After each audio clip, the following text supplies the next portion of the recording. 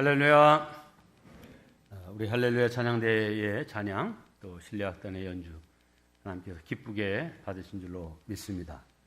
오늘 종려 주일에 다 예루살렘에 입성하는 예수님을 환영하기 위해서 종려나무 가지를 흔들면서 호산나 외쳤죠. 이 호산나라고 하는 이 말 그 자체는 우리를 구원하소서라고 하는 그런 뜻이지만 이미 구원받은 우리들에게는 감사합니다, 찬양합니다 라고 하는 그런 의미가 되었습니다. 우리 호산나의 의미로 감사합니다, 찬양합니다 이렇게 하나님께 크게 함께 외치도록 하겠습니다. 시작! 감사합니다, 찬양합니다, 아멘. 네, 오늘 예수님의 입성을 환영하는 종려주일이고 내일부터는 이제 고난주간이 시작됩니다. 우리 기독교인들에게 있어서 이번 주간은 1년 중 가장 경건하고 엄숙하며 장엄하고 뜻깊은 그러한 주간입니다. 왜냐하면 우리가 져야 될 죄값을 대신 치르기 위해서 예수님께서 골고다 언덕에서 십자가에 달려 물과 피를 쏟으시고 죄인이 아니면서도 죄인으로 죽으신 주간이기 때문입니다.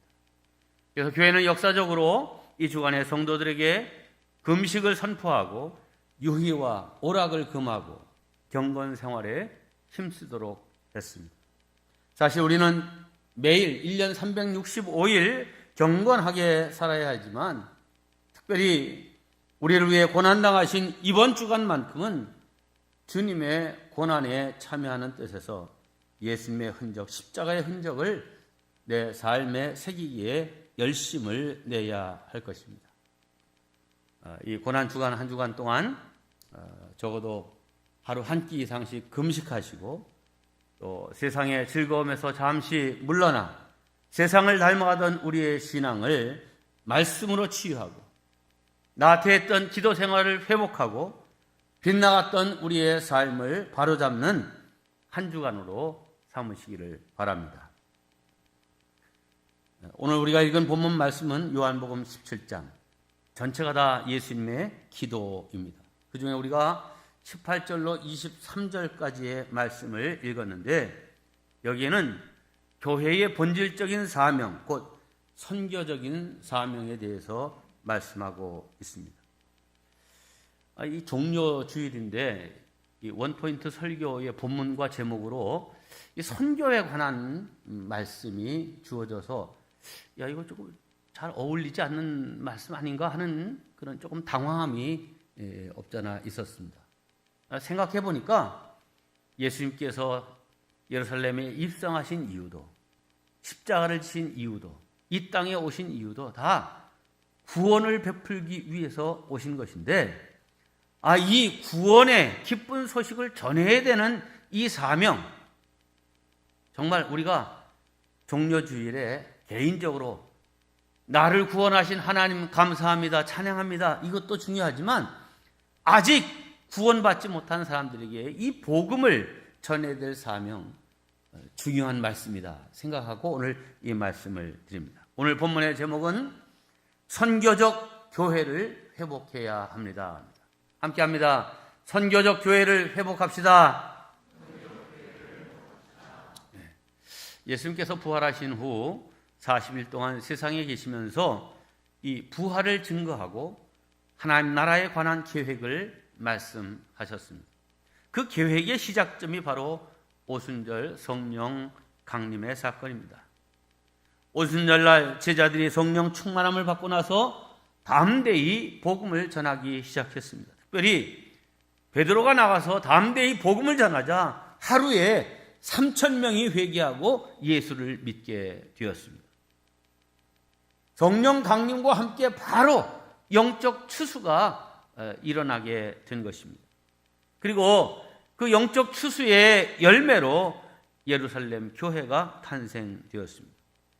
우리는 마태복음 28장 19절을 예수님의 지상명령 혹은 선교적 대사명이라고 말합니다. 이렇게 말씀했습니다.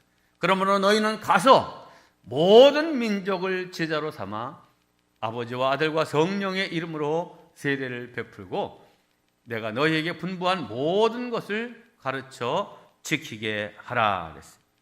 네, 이 명령은 교회가 존재하는 목적 중에 가장 중요하고 우선적인 사명입니다. 이 명령을 따라 초대교회와 사도들은 이 선교적 사명에 충실했습니다. 제자들은 사방으로 흩어져 복음을 증거하기 시작했고 그 복음은 이제 전 유럽으로 확장되었습니다. 그리고 17세기 초에는 대서양을 건너 미 대륙으로 복음이 전파되었고 19세기 초에는 태평양을 건너 우리 조선 땅에도 복음이 들어오게 되었습니다. 이제 우리나라에 선교사가 들어오고 교회가 세워진 지 137년이 지났습니다. 그동안 우리나라는 전 세계에서 그 유래를 찾아볼 수 없을 만큼 아주 폭발적인 교회 부흥과 성장을 이루었습니다. 또 세계에서 선교사를 두 번째로 많이 파송한 제2의 선교 국가가 되었습니다. 전국 어디를 가든지 십자가와 교회를 쉽게 다 찾아볼 수 있습니다. 그러나 오늘날 한국 교회의 현실은 매우 걱정스럽습니다. 모두들 부흥의 시대는 지나갔다고 말합니다. 특별히 이 코로나 팬데믹과 맞물려서 많은 교회들이 문을 닫고 있습니다. 예배가 중단되었습니다. 자, 그러면 이 코로나가 이제 끝나면 닫았던 교회들이 다시 문을 열 수 있을까? 20%가 지금 문을 닫고 있다는데 많은 사람들이 다시 열기 쉽지 않을 거다라고 하는 그런 예상을 하고 있습니다. 전도를 해도 노골적으로 거부하는 그런 사람들도 많아졌습니다. 왜 이런 현상이 나타났습니까? 선교학자들은 크게 두 가지 이유를 대고 있는데, 첫째는 세상이 더 과학주의, 물질주의로 흘러가고 있다는 거죠. 다시 말하면 하나님을 믿을 것이 아니라 과학적인 증명된 사실, 과학적이다 하면 그 믿을만하다라고는 믿을 거는 그 구체적인 증거가 있는, 결과가 있는 이거 믿을 거다라고 하는 이 사실주의, 과학주의에 더 사람들이 빠져들고 있고, 물질주의, 야 죽은 다음에 우리가 어떻게 될지 알게 뭐냐. 그러니 이 현실에서 우리에게 주어진 이 세계를 즐기자라고 하는 이런 풍조가 더욱 확대되고 있습니다. 그리고 교회는 점차 그 사회적인 영향력을 잃어가고 있기 때문에 선교적 동력이 떨어졌다는 것입니다. 돌아보면 코로나 팬데믹 이전까지만 해도 나름 한국 교회는 해외 선교에 열심을 다했습니다. 이제 90년대에 들어서면서 국내적으로 이제 영적 추수가 점점 줄어들게 되니까 이제 우리 탁월한 열심을 가진 한국 교회는 이제 우리가 받은 복음, 해외에 복음을 전하자 하는 열정을 가지고 선교사를 파송했습니다. 네, 국내에서 맺혀지는 영혼의 열매보다 파송된 선교사들을 통하여서 맺는 구원받는 사람의 숫자가 훨씬 더 많게 되었습니다. 참 감사한 일이었는데 이 코로나 팬데믹으로 인해서 대부분 파송되었던 선교사들이 그 파송된 현장을 떠나서 한국으로, 고국으로 귀국할 수밖에 없었습니다. 자, 이런 상황에서 생각을 정리해 보면 국내 선교가 부진한 가운데 해외 선교에서 교회의 활로를 찾는 것도 사실 장기적으로는 큰 문제라는 것입니다. 모교회이며 선교 후원의 주체인 우리 한국 교회가 약해지면 당연히 해외 선교를 힘차게 펼쳐갈 수도 없고 또 지속적인 후원도 가능하지 않기 때문입니다. 자, 그러면 이러한 현재의 위기를 어떻게 극복할 수 있겠습니까? 그것은 외부의 요인을 바꾸려 하기보다는 내부의 체질을 새롭게 해야 합니다. 다시 말해서 예수님의 지상명령, 즉 선교적 대사명에 대해서 무관심하거나 그 열정을 잃어버린 교회와 성도들이 재각성해야만 하는 것입니다. 그런 관점에서 오늘 말씀에 귀를 기울여 주시기 바랍니다. 자, 우리가 재각성해야 할 첫째 내용은 선교의 주체는 하나님이시다라고 하는 사실입니다. 함께 합니다. 선교의 주체는 하나님이시다. 오늘 본문 18절에서 강조한 것은 보내심에 관한 내용입니다. 자, 요한복음 17장 18절입니다. 아버지께서 나를 세상에 보내신 것 같이, 여기 나를은 예수님이죠. 아버지 하나님께서, 성부 하나님께서 예수님을 세상에 보내신 것 같이 나 예수도 그들 제자들을 세상에 보내었고, 이렇게 말합니다. 네, 성부 하나님이 예수님을 이 세상에 파송하셨습니다. 파송자가 곧 하나님이시다 하는 것이죠. 두 번째는 성자 예수님의 파송입니다. 나도 그들을 세상에 보내었고 라고 하는 거죠. 예수님이 공생애 3년 동안 12 제자를 훈련시켰고 그 훈련의 목적은 다른 데 있는 것이 아니라 그들을 세상의 전도자로 파송하기 위함이었습니다. 하나님께서 당신의 아들 예수님을 이 세상에 보내신 것도 구원을 위함이고, 예수님이 그 12 제자들을 세상에 보내신 것도 구원의 역사를 확장시켜 가기 위함인 것입니다. 자, 여기서 우리가 주목할 것은 이 파송의 주체가 근원적으로는 성부 하나님께로부터 시작되었다는 것입니다. 그러므로 복음을 받은 우리 성도는 동시에 파송받은 자, 곧 세상으로 보냄받은 자라고 하는 이 사실을 항상 기억해야 할 것입니다. 네, 나는 예수 그리스도의 보냄을 받은 자다. 나의 파송장에는 하나님의 아들 예수 그리스도의 이름이 적혀 있다는 사실을 늘 명심해야 합니다. 이렇게 자신의 사명을 인식하고 수행하는 자들을 통해서 복음은 계속 전파되고 확장되어 왔습니다. 선교를 인생의 최고 사명으로 여겼던 사도 바울은 이렇게 말했습니다. 누구든지 주의 이름을 부르는 자는 구원을 받으리라. 그런즉 그들이 믿지 아니하는 이를 어찌 부르리요? 듣지도 못할 이를 어찌 믿으리요? 전파하는 자가 없이 어찌 들으리요? 보내심을 받지 아니하였으면 어찌 전파하리요? 기록된 바 아름답도다. 좋은 소식을 전하는 자들의 발이여 함과 같은. 자, 이 말씀은 사실은 뒤집어서 이 밑에서부터 쭉 읽어가야 되겠죠. 네, 우리는 좋은 소식을 전파하도록 보냄을 받은 사람이고, 우리가 전파함으로 세상 사람들이 듣고 믿고 주의 이름을 부름으로 그들이 구원을 얻게 되는 여기에 이르도록 해야 하는 것입니다.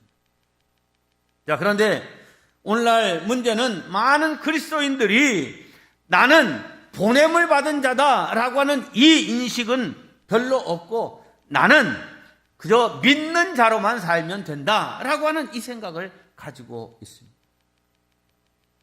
자, 여러분 한번 이 시간 자신을 생각해 보십시오. 나는 보냄을 받은 자다라고 하는 이 인식이 강력합니까? 아니면 나는 믿는 자로 사는 사람이다, 이게 더 강력합니까? 두 번째죠. 네, 우리가 믿게 되었고 천국 백성이 된 것은 하나님께서 독생자 아들 예수를 아낌없이 보내주셨기 때문이고, 두 번째는 이제 그 예수님이 보내심에 순종하여 이 땅에 와서 죄인이 아니신데 십자가를 지신 그 희생, 그 헌신 때문에 우리가 구원받은 사람이 되었고 믿는 사람이 되었고 천국 백성이 되었습니다. 네, 그 예수님이 그래, 너희들 이제 나 믿고 잘 살다가 천국에 와라. 이렇게 말씀하신 것이 아니라 아버지가 나를 이 세상에 보내신 것처럼 나도 너희를 세상에 보낸다. 이렇게 말씀하셨습니다. 그러므로 우리는 나를 잘 믿는 자로만 살게 하시려고 하는 것이 아니라 나를 파송하셔서 선교사적인 사명을 감당케 하시는 것이 하나님의 뜻이구나 라고 하는 이 사실을 재인식하고 또 그 사명을 잘 감당할 때에 우리의 믿음이 회복되고 또한 교회 부흥이 새롭게 시작될 수 있는 줄로 믿습니다. 이러한 사명자들이 되시기를 주의 이름으로 축원합니다. 두 번째, 우리의 선교 현장은 세상입니다. 함께합니다. 우리의 선교 현장은 세상이다. 네, 하나님은 예수님은 우리를 어디로 파송하셨는가 하는 것입니다. 어디에 파송하셨냐? 18절에 보니까 아버지께서 나를 세상에 보내신 것 같이 나도 그들을 세상에 보내었고 그랬어요.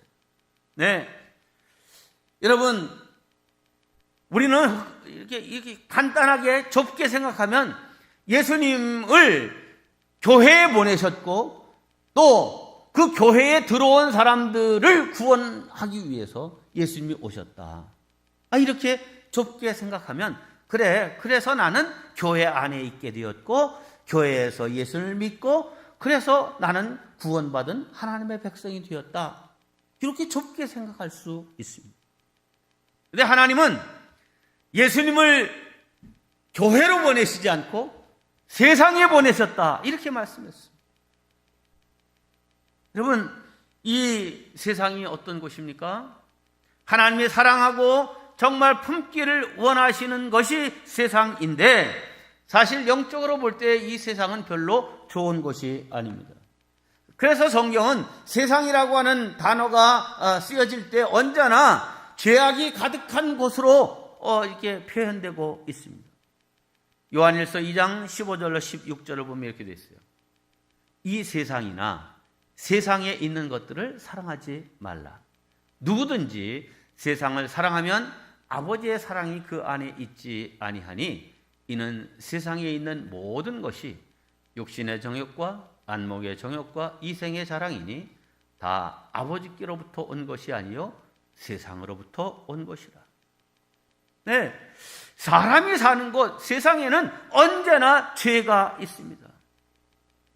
그런데 하나님은 죄 있는 곳 그 세상을 그냥 내버려 두고 그 속에서 탁 이렇게 믿는 자들을 뽑아 교회 안에 들어오게 해서 요 구원받은 사람들 중심으로 하나님의 역사를 이뤄가려고 하시지 않고 이 죄악이 관영한 이 세상 전체를 다 구원받기를 한 사람도 멸망에 이르지 않기를 원하시는 그 마음을 갖고 계십니다. 그래서 마태복음 28장 19절 대사명에서 너희는 가서 모든 민족을 다른 말로는 세상 전체를 제자로 삼아 구원 얻게 하라 하는 이 사명을 우리에게 주셨습니다. 그래서 복음 중에 복음인 요한복음 3장 16절은 뭐라고 말합니까? 하나님이 교회를 이처럼 사랑하사 독생자를 주셨으니 이렇게 하지 않고 하나님이 세상을 이처럼 사랑하사 독생자를 주셨으니 이는 그를 믿는 자마다 멸망하지 않고 영생을 얻게 하려 하심이라. 이렇게 말씀했습니다. 여러분, 이 세상이 우리가 품어야 할 것이고 우리가 전도해야 될 대상입니다. 어떤 자매가 목사님을 찾아와서 자신의 고민을 털어놓았습니다. 목사님, 도저히 제가 직장 생활을 계속할 수가 없습니다. 왜요, 자매님? 직장에 갔더니요, 이건 지옥입니다, 지옥. 어떻게 하든지 죄를 짓게 하고 죄악의 소굴로 끌어가려고 하고 술 마시게 하고 이름은 단합이고 이제 이렇게 사기를 높이고 이러는데 전부 우리를 죄의 구덩이로 끌어가고 타락하게 하고 있습니다. 이런 직장 도무지 다닐 수가 없습니다. 그랬더니 목사님이 그 이야기를 다 듣고 이렇게 말씀하셨습니다. 자매님, 하나님께서 자매님을 그곳에 보내셨다고 생각하지는 않으십니까? 사랑이 없고 시기와 미움이 가득하고 죄악이 가득 차고 더 사람들을 그 죄의 구덩이로 끌어가려고 하는 그곳에 자매님과 같은 신앙이 투철한 믿음의 사람을 보내셔서 그들에게 복음의 통로로 삼으시고자 보내셨다고 생각지 않으세요? 네, 하나님의 사랑이 필요치 않은 곳은 없습니다. 주의 복음이 필요치 않은 곳도 없습니다. 오늘 우리가 찬송가 505장을 불렀는데 이 3절 가사의 내용을 보면 이렇게 됐습니다. 먼 곳에 나가서 전하지 못해도 나 어느 곳에 있든지 늘 기도 힘쓰리. 네. 우리가 선교사가 되어서 해외에 나가서 전도하는 그런 사명을 감당하지 못해도 지금 내가 있는 삶의 현장, 내 직장, 내 삶의 그 자리, 그곳에서 기도하고 힘써야 돼. 왜? 세상은 악한 곳이에요. 죄악이 관영한 곳이에요. 그래서 거기서 구별된 자로 하나님의 자녀로서의 정체성을 가지고 살면서 전하고 기도해 매일 증인되리라. 그 세상 사람, 죄악으로 물들어 있는 그 사람이 다 듣고 하나님의 사랑을 알고 복음을 듣고 구원받게 하기 위해서. 네. 여러분, 나는 내 삶의 자리, 내 가족과 일가 친척, 이웃, 학교, 직장 등 내가 만나는 모든 사람들, 그 사람들이 내가 파송받은 삶의 현장이고 세상이다라고 하는 마음을 가지시길 바랍니다. 자, 이 종려 주일에 우리가 정말 생각해야 될 것은 예수님이 나를 위해서 십자가를 지시고 그 고난을 당하시고 얼마나 아프셨을까, 힘드셨을까. 하나님, 예수님 감사해요. 이 신앙을 내 개인으로 이렇게 축소시켜서 나와의 요거에 머물지 말고 예수님이 십자가를 지시고 이 구원의 길을 걸어가신 이유는 물론 나를 위해서 그렇게 하셨지만 동시에 아직도 믿지 않는 내 남편, 내 아내, 우리 부모, 내 자식, 내 친구들, 내 이웃들, 내 직장 동료, 이 사람들을 구원하기 위함이다 라고 하는 생각을 가지고 이들을 위한 파송된 선교사는 뭐 아무개 선교사나 아무개 목사님이 아니라 바로 나다. 이 마음을 갖는다면 하나님의 나라 확장과 하나님의 선교는 우리를 통해서 계속 이루어지게 될 줄로 믿습니다. 자, 이번 한 주간 여러분 가족 가운데 믿음을 떠나 있는 사람들 혹은 믿음에 들어와 있지 않은 사람들, 이런 사람들 또다시 부활주일이구나. 칸타타 연습 열심히 해야지. 네, 칸타타 연습도 열심히 해야죠. 더 중요한 것은 이 부활주일에 정말 믿지 않는 그 영혼이 부활에 참여할 수 있는 영혼 삼는 이 사명이 가장 크다라고 하는 것을 꼭 기억하고 이 사명 감당할 수 있기를 주의 이름으로 축원합니다. 마지막 세 번째, 선교의 목적은 곧 영혼 구원입니다. 함께합니다. 선교의 목적은 영혼 구원이다. 네, 예수님의 기도 내용은 이렇습니다. 또 그들을 위하여 내가 나를 거룩하게 하오니 이는 그들도 진리로 거룩함을 얻게 하려 함이니이다. 내가 비옵는 것은 이 사람들, 지금 그 제자들과 함께 이렇게 있는 상황이니까요. 이 제자들, 다른 말로는 이미 구원받은 사람들만 위함이 아니요. 또 그들의 말로, 제자들의 말로 말미암아 나를 믿는 또는 믿게 될 사람들도 위함이니. 자, 내가 나를 거룩하게 하오니 내가 세상 사람들과 구별된 사람으로 사는 까닭은 세상 모든 사람들이 진리로 거룩함을 얻고 하나님의 백성 되기 위함인데, 내가 간절히 기도하는 것은 이 제자들뿐만 아니라 이들의 전도를 통하여서 구원받을 모든 사람들 다, 이들도 이 거룩한 자리에 이르고 구원받은 백성으로 되는 이 나라 펼쳐지기를 기도하는 예수님의 기도인 것입니다. 성도 여러분, 이것을 볼 때 하나님의 관심, 예수님의 기대가 무엇입니까? 그것은 모든 세상 사람들이 다 하나님을 알고 구원에 이르는 것입니다. 여러분, 어떤 사람이 참 그 사람 믿음이 깊어졌어 이렇게 얘기한다면 그 믿음이 깊어졌다는 뜻이 무엇입니까?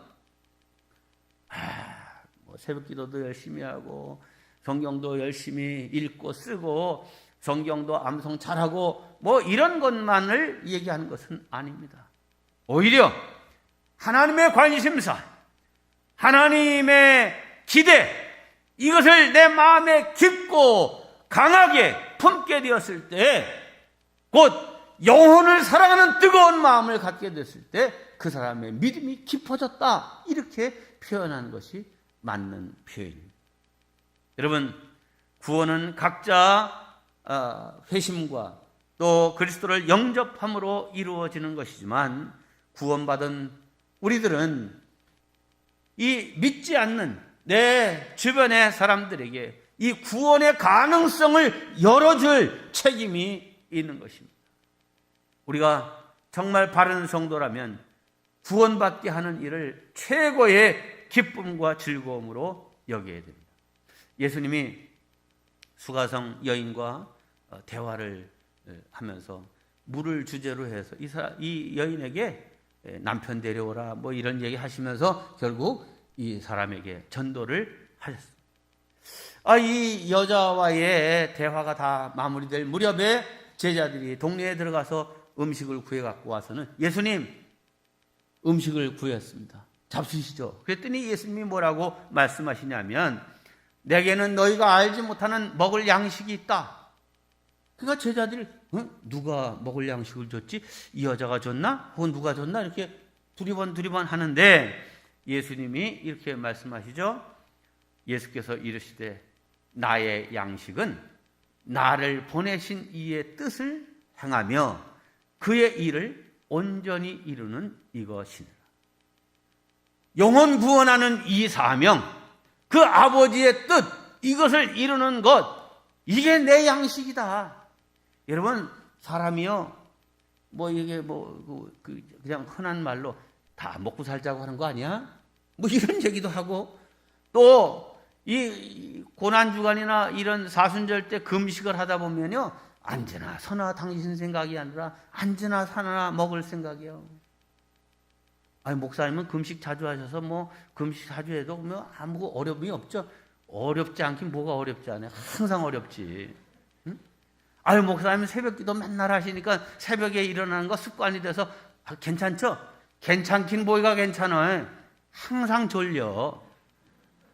여러분, 맛있는 음식을 먹는 게 얼마나 즐겁고 행복한 일이고 우리에게 기운을 주고 즐거움을 주는지 모릅니다. 자, 그런데 예수님은 한 영혼을 구원함으로 인해서 얻는 기쁨을 음식 잡수신 것 이상으로 거기에서 힘을 얻고 피곤이 풀어지고 마음의 즐거움을 얻으셨다, 이거예요.